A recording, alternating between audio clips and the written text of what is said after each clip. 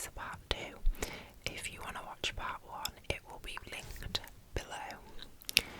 In this video, we are going to go over everything I read from April up until the end of June, and then going forward, I will be doing monthly reading wrap-ups again.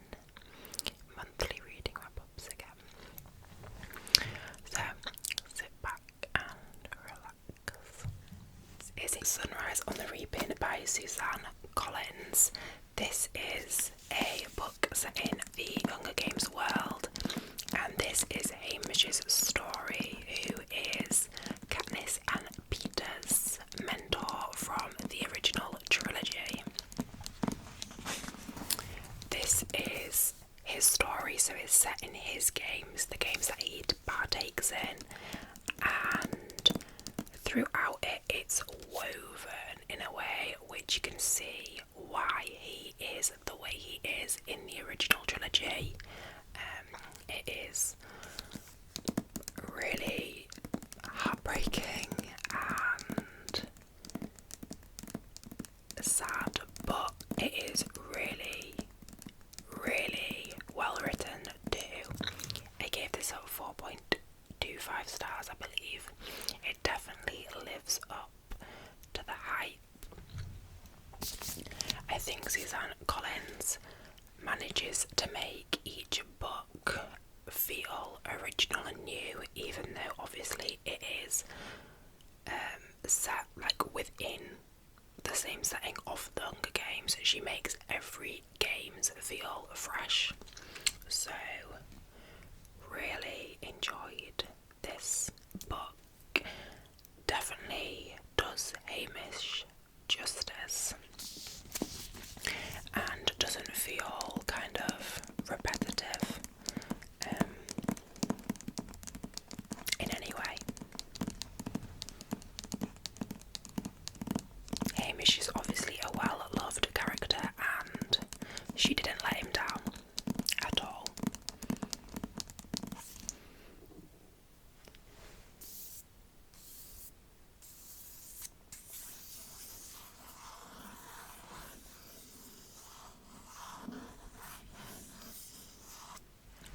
I also read Wildside by Elsie Silver.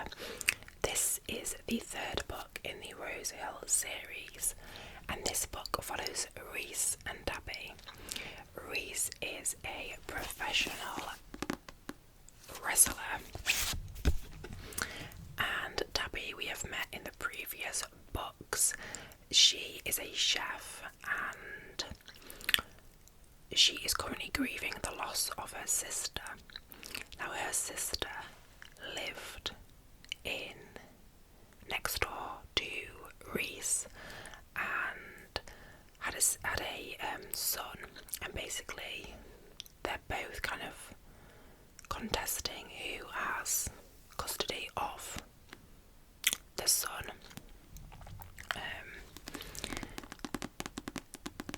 Like I always say, Elsie Silver writes such good, easy going romance books. There is some deeper topics within this book, obviously, with the grief situation, but still a really enjoyable read. I did give this 3.5 stars just because I do think the insta-lust with the grief didn't flow very well. Personally, I know everyone deals with grief differently, but those two kind of like how close they mesh together, it didn't feel like right to me, but I still enjoyed it. 3.5 is still, a good book. I do, however, think this might be one of my least favourite Elsie Silver books, but still a good addition to the series. I do think this take on like the single dad trope was really clever as well, and it meant that the series didn't seem too repetitive, because this is a series that revolves around the single dad trope, but this was such a clever way of kind of including that trope. It's thundering. Including that trope whilst having like a fresh perspective on it.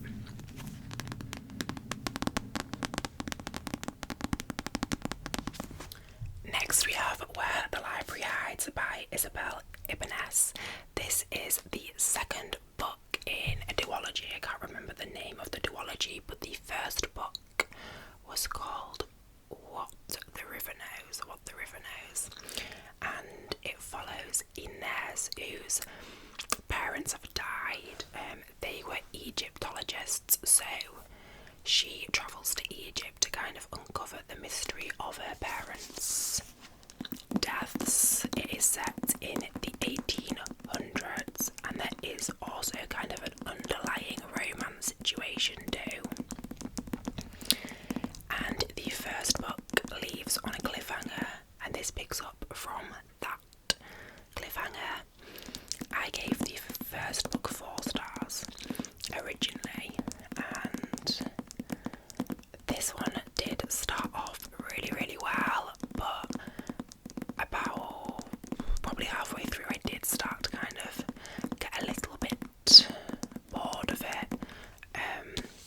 There was a lot of twists and turns, probably too many, that kind of confused everything for me. I think maybe if the focus had been on just one or two, it might have worked out better and perhaps just been more kind of like captivating.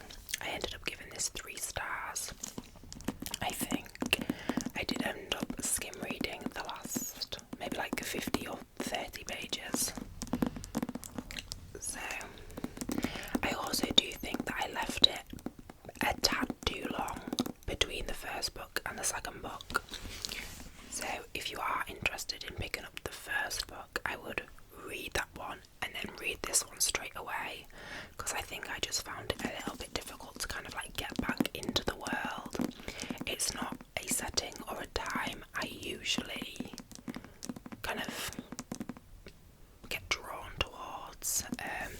I got the first book in like a Fairy Loot box, so maybe if I'd read this one straight after I would have enjoyed it more, but for me it kind of just fell a little bit flatter than the first book. It does have wonderful descriptions of kind of the location of Egypt, and you learn kind of quite a lot of history about ancient Egypt throughout the book as well. It's been a while since I've read these books, and also because I have just filmed a video, I'm kind of just trying to like remember everything that I said in that video as well. But I also read Out on a Limb by Anna Bonham Young, a very popular romance. I'm probably one of the last people to read this, but this book follows Win and Bo, who both have disabilities. Bo is a amputee and Win has a limb difference, and they meet at a party and get together and end up having a unexpected pregnancy that they decide to go ahead with. So it is basically about their kind of like journey to parenthood with each other. They decide to remain friends whilst they, welcome this new child into the world. But obviously things get a little bit deeper than that, so we follow their kind of romance journey. I gave this 4 stars.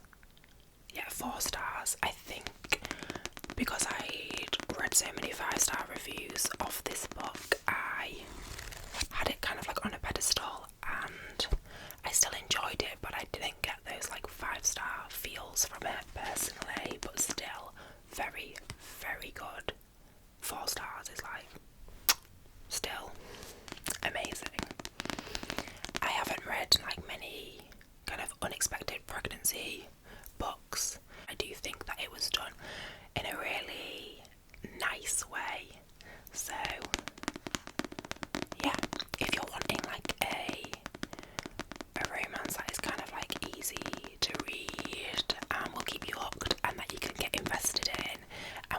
actually like root for the relationship, then I do think Out on a Limb is a good one to pick up.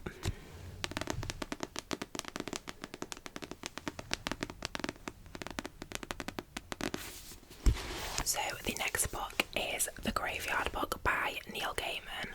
What I will say is that I picked this up before I had heard any of the allegations about Neil Gaiman. So that was very disappointing, but this book, and this is the cover that I got, the copy that I got. I love the illustrations, but this book follows Nobody Owens, who is a young boy whose parents are basically killed at the start of the book, and he is brought up in a graveyard by ghosts, and it follows his journey through adolescence and the teenage years up until he becomes a young adult. And it's kind of like laid out in a way of like short stories, I guess. I did end up giving this 5 stars.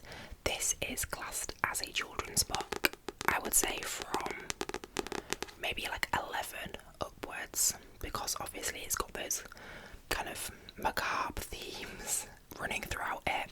It is weird and wonderful. I said in my review that I can imagine being 11 picking this up and like this being the book that gets me into reading.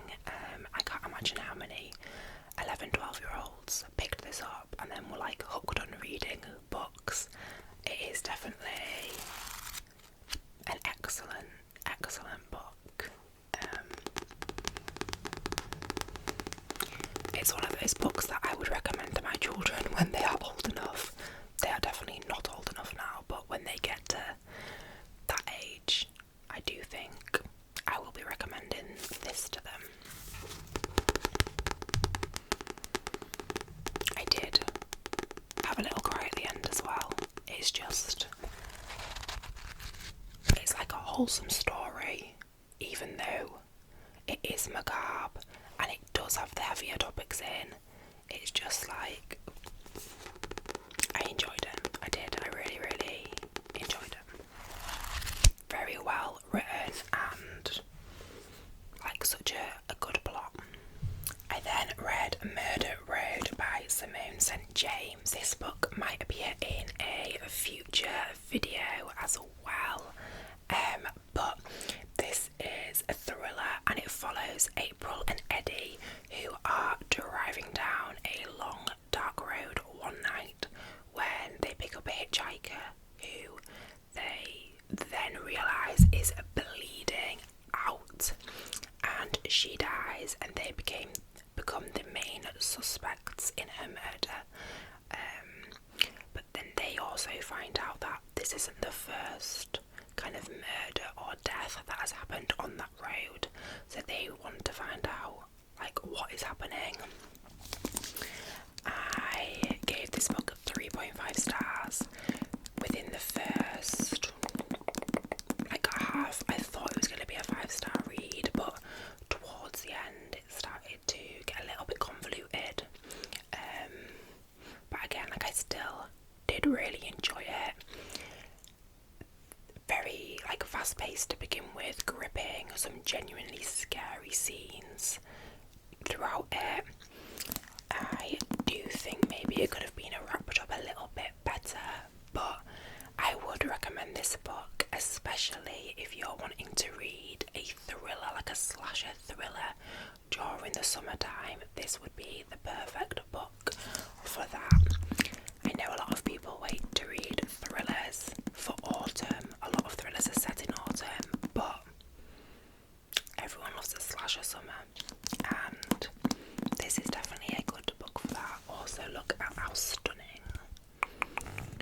this edition is. This is an Evernight exclusive that I got probably over 2 years ago.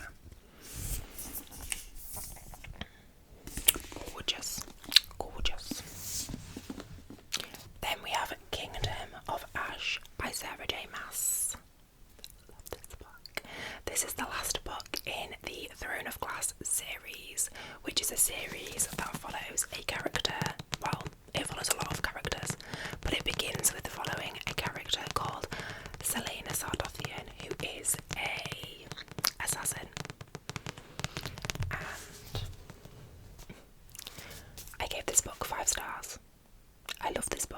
is my favourite book in the series. I think it is like a step above the other books in the series, and the other books were also amazing. So I was really worried about picking this book up because it's so big. It's like just under 1,000 pages. So I was putting it off and putting it off and putting it off, and I don't know why, because I enjoyed every single page. Like every single page I loved. I read it so quickly, and I cried probably more in this book than any other book I've ever read. The goosebumps were just kind of like continuous throughout this book. It wrapped everything up so well, and everything was done in such like a meaningful way. Such a meaningful way. I loved it. I loved it. I wish I could experience reading this book again for the first time, because it was just phenomenal. Such a good end to the series. Like, I am so happy with how it ended, and I think when you're reading a series with 8 books in, you need to be happy with the ending.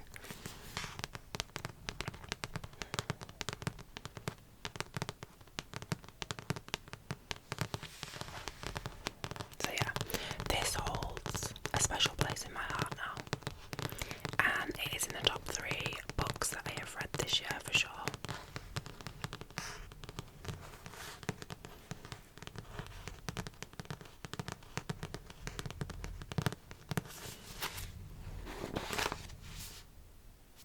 I love it.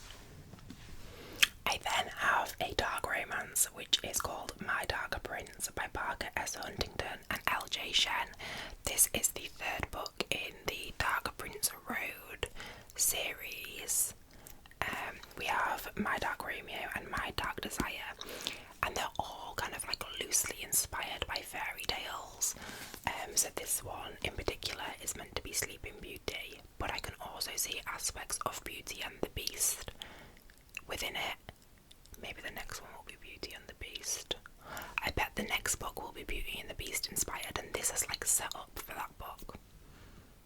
That's my thoughts. Anyway, this follows Briar Rose and Oliver. We have met Oliver in the previous 2 books, and they were friends when they were younger, like best friends, and then they ended up hating each other. We find out like why throughout the book, but basically they end up bumping back into each other. But Briar Rose has an accident and her memory gets wiped, and when she wakes up, Oliver tells her that he's her fiance. So I know it sounds like insane. It is kind of one of those romances where there's the toxic male. It is classed as a dark romance. I wouldn't say it's dark like Haunting Adeline or like God of Malice or anything.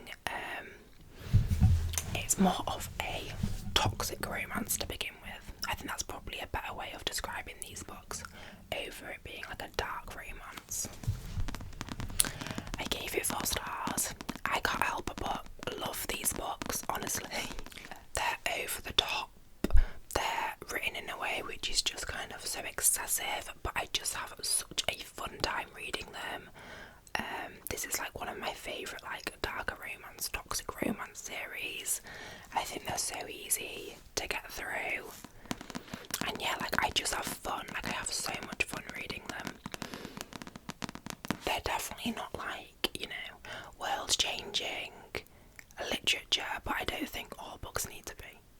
Some books can just be written to have like fun, good vibes with, and this series is definitely one of them.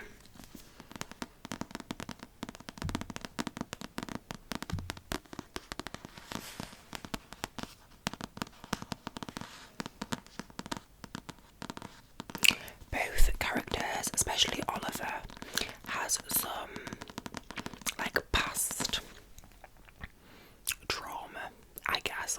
secret that they're hiding that we find out throughout the book. It's a fun time. You should pick it up.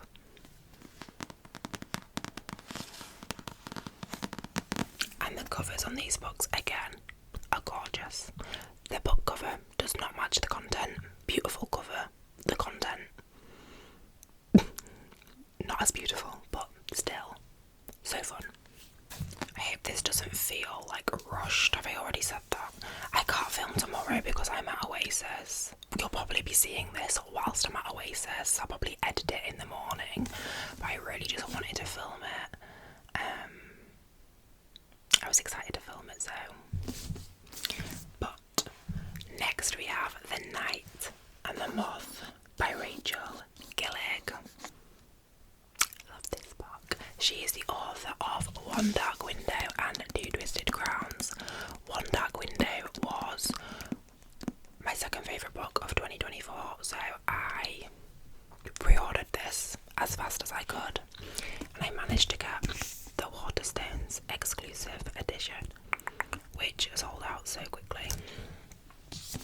But this follows Sybil, who is a foundling child who is basically taken to this institution along with a number of other girls and taught to predict the future through something called, like, was it the dreaming, where they're basically drowned and then they get messages from these omens, and because they're able to do this, they get travellers from all around that come to basically have like their future told.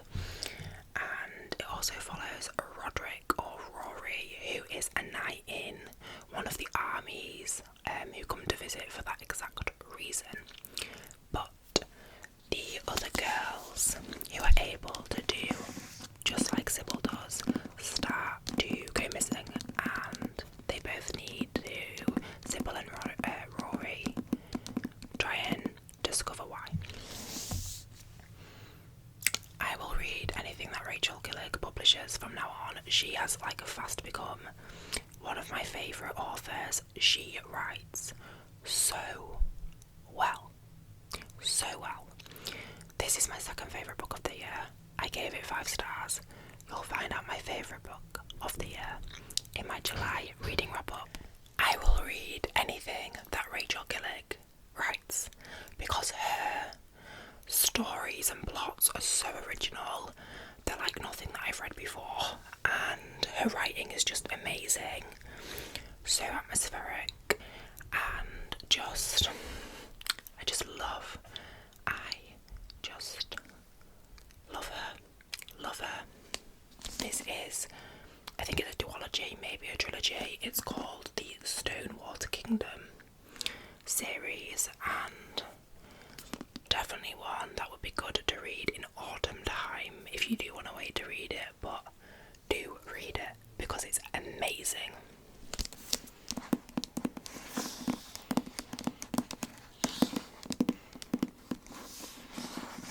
And we have, like, you know, the sexual tension and the developing romance in the book.